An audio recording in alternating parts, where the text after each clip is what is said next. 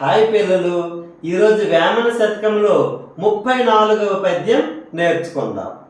నేలలోన మీను నిగిడి దూరము పారు, బయట మూరడైన పారబోదు.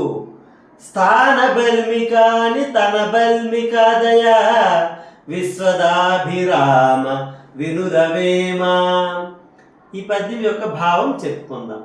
ఓ వేమ, నీళ్లలో మీను అంటే చేప. నీళ్ళలోని చేప ఎంత దూరమైనా సరే ప్రయాణం చేస్తుంది, కానీ బయట అంటే నేల మీద మోరడైనా సరే ప్రయాణం చేయలేదు, గెంతలేదు.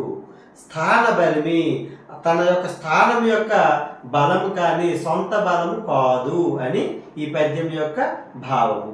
పద్యము మరొకసారి. నేలలోన మీను నిగిడి దూరము పారు, బయట మూరడైన పారబోదు.